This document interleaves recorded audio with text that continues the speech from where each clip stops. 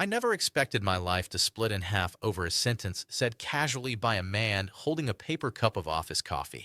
It was a Tuesday, nothing special, just another long shift that blurred into the next. I was packing up my desk when Callum from accounting cleared his throat behind me. He looked uncomfortable, the way people do when they're about to ruin your day. He said, "Sorry, man, but I saw your wife at a hotel with some guy." He rushed the last part, like speed might soften the blow. For a moment, I didn't understand the words. They hung there, floating, refusing to connect. My wife. A hotel. Some guy? I laughed once, short and hollow, and told him he must be mistaken. Amelia worked late. She had conferences, meetings, things I didn't fully understand but trusted. Callum didn't argue.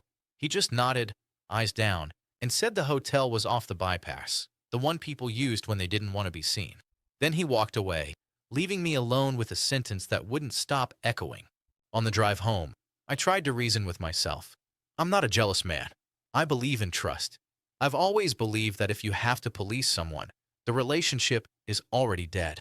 Amelia and I had been married 12 years. We weren't perfect, but we were stable. I worked logistics. She worked marketing. No kids, by choice. We had routines, quiet nights, shared groceries, shared bills. Love doesn't always look like fireworks. Sometimes it's just showing up. That's what I thought we were doing. Still, the image wouldn't leave my head. A hotel lobby. Her laugh. Someone else standing too close. When I got home, the house was quiet. Amelia's shoes weren't by the door. Her car wasn't in the driveway. She'd texted earlier saying she'd be late again. I sat on the couch and waited, the way I always did. I told myself I'd ask her calmly. No accusations. No drama. Just a question. Hours passed. When she finally came in, it was close to midnight. She looked surprised to see me awake. She said she was exhausted and headed for the bedroom. I asked how her meeting went.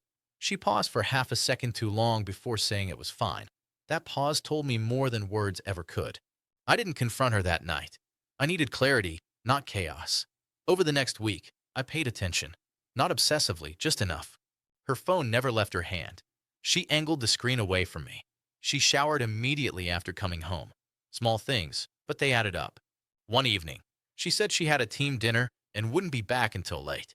I watched her car leave, waited 10 minutes, then followed at a distance I hated myself for calculating. She didn't go downtown.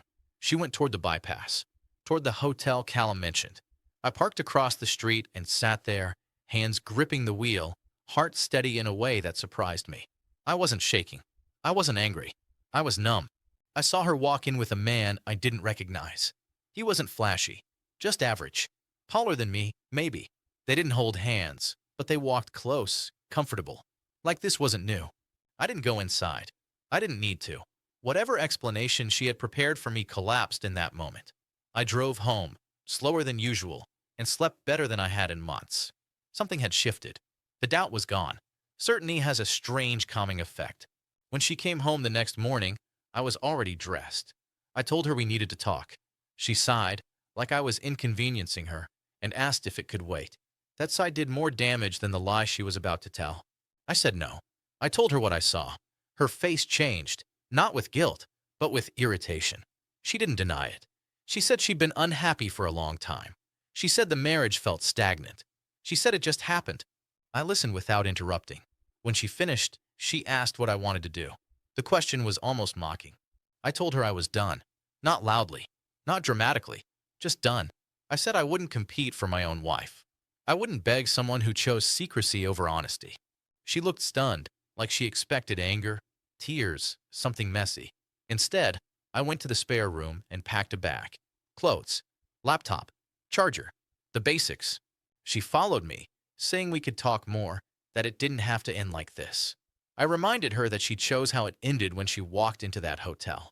I left without slamming the door. I stayed with my brother for a while. The first night, he asked if I was okay. I told him I was. And I was mostly hurt, sure, but also lighter. I wasn't carrying questions anymore. In the days that followed, Amelia texted. She apologized. She said she was confused. She said we could try counseling. I didn't reply. Silence felt appropriate. I contacted a lawyer, quietly, methodically. I separated our finances. I changed passwords. Not out of spite, but out of necessity. The life we shared was over. Pretending otherwise would only prolong the damage. Weeks later, Callum stopped by my desk again. He looked relieved when he saw me standing, functioning, normal. He said he was sorry for being the one to tell me. I thanked him. Not everyone would have. Sometimes the truth comes from inconvenient places. I didn't ask for details. I didn't need them. The story was complete. Amelia and I would finalize the divorce soon. There were logistics to handle, paperwork to file. But the hardest part was already done. People think betrayal destroys you. It can, if you let it linger unanswered. For me, it did something else. It clarified. It stripped away illusions I didn't know I was protecting. I didn't lose my marriage that day. I lost the version of it that existed only in my head. And once that was gone, what remained was honesty, even if it came wrapped in pain. I didn't walk away angry. I walked away awake.